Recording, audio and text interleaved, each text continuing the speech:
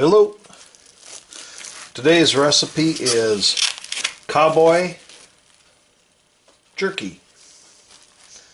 I have 3.5 pound beef roast.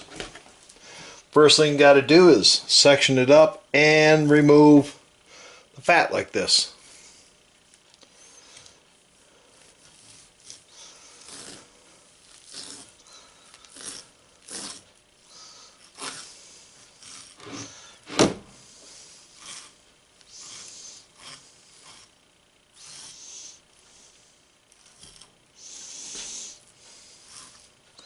I only need 2 pounds of it.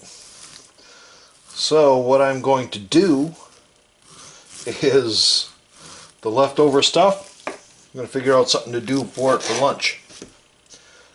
But all this stuff, got to get off. And that's what I'm going to do, and I'll be back when I'm done. Okay, got it sectioned up. This I'm going to be using tonight with my dinner. Don't know what I'll do with it, but this, you need to cut it into pieces between 1/8 and 1/4 of an inch thick. This is what your jerky is going to be made out of. You do not want it too thick. It'll take too long for it to dehydrate. When you're making jerky, you're not cooking the meat, you're dehydrating it, drying it out. That's what you do.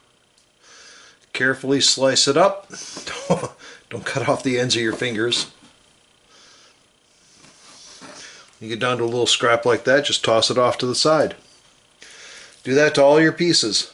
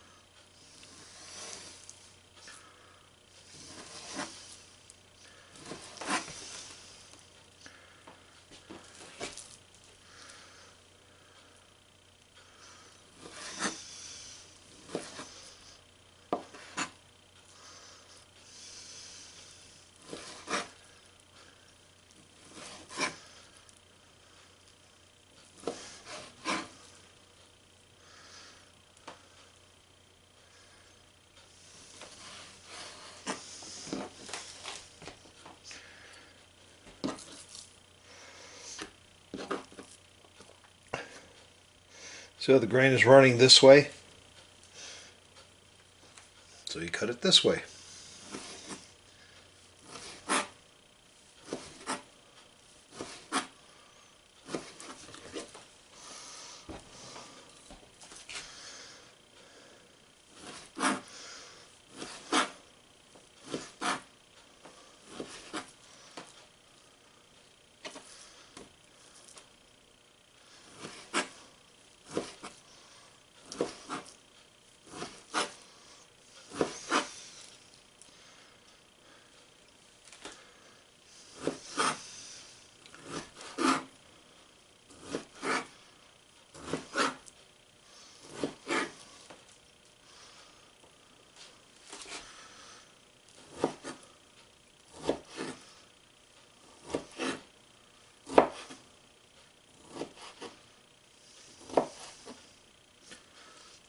And you probably get the idea on that. So I'll stop it here and show you more later.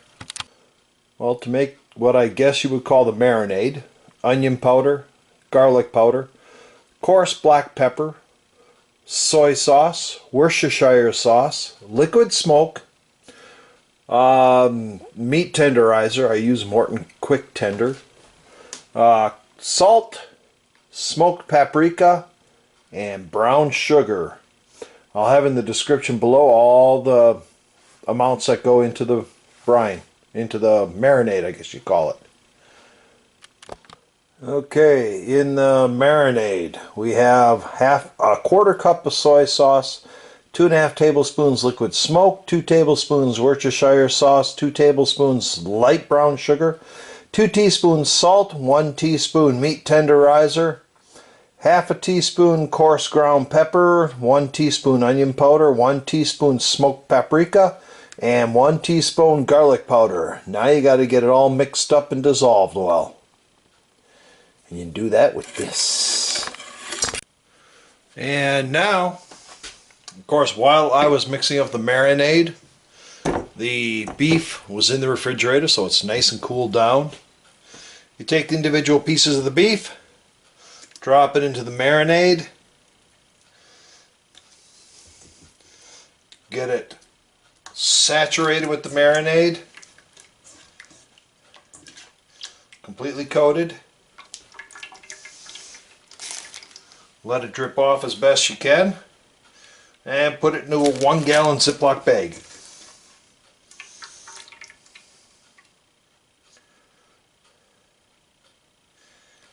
And you do that for all the beef pieces that you've cut up. It's important that every single side, all the areas, make sure none get covered with the marinade. Make sure nothing is folded over. And you do that for all the pieces.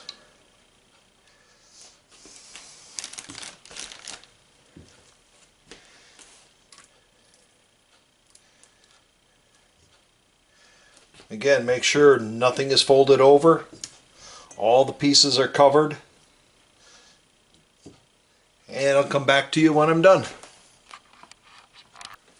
Okay, as you can see, I got all the meat through the marinade and in there, and I have a fair amount, a little bit of marinade left over. What I like to do, scrape the bowl and pour everything in carefully. You don't want to spill. This stuff really makes a mess. And then carefully pour it into your Ziploc bag.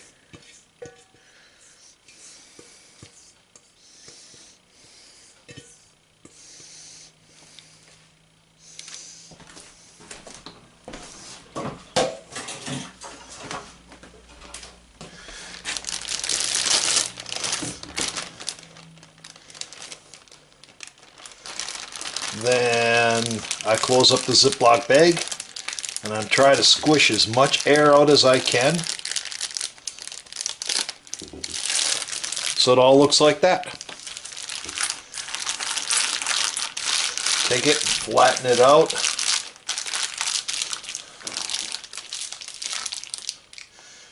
Then it goes into the refrigerator for overnight. I will once or twice take it and mix it all up again just to make sure everything gets mixed around well. Then it marinates overnight. So, see you tomorrow. Oh, one other thing. I keep a sink filled with hot soapy water, so as soon as I'm done with something like this, I can get it washed and cleaned. You let stuff dry, it becomes twice as hard to clean. So if you're going to do some baking, get a sink filled with hot soapy water so you can clean things up as you go. See you in the morning. Well, it's the next morning. This is what it looks like. Nice dark brown.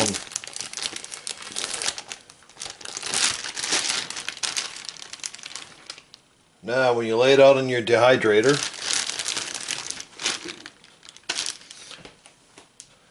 make sure you lay it out with lots of space in between. No, not lots of space, but it should not be touching. They'll actually glue together if they touch. If you do not have a dehydrator, you can do this in your oven. All you have to do is set your oven to 170 degrees. Put aluminum foil onto a baking pan. and spread it out just like I'm doing here.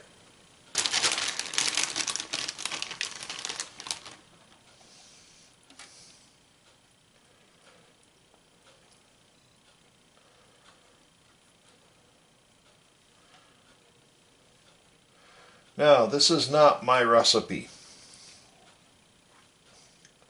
Got this recipe from a man who has a YouTube channel. The man's name is Cowboy Kent Rollins, Kentrollins. If you are interested in outdoor cooking, cooking with cast iron steel, cast iron, not cast iron steel, you should check out his YouTube channel. He has recipes, he has helpful hints. He also has ways to maintain and take care of cast iron. All the way from you bought it, here's how you first season it. So, check his channel out.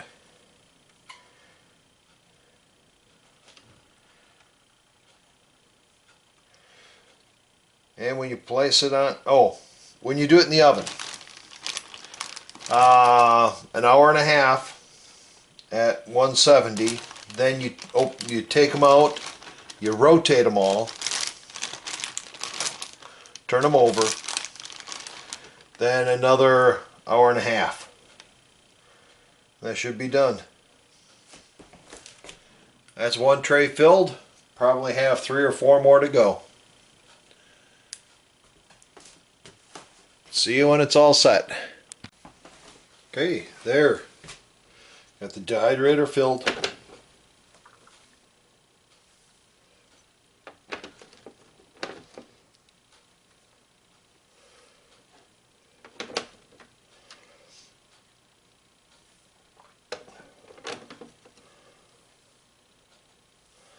And I had a little bit of extra on the end. Now, turn the dehydrator on. I run it at 150 degrees. It'll take 3 to 4 hours.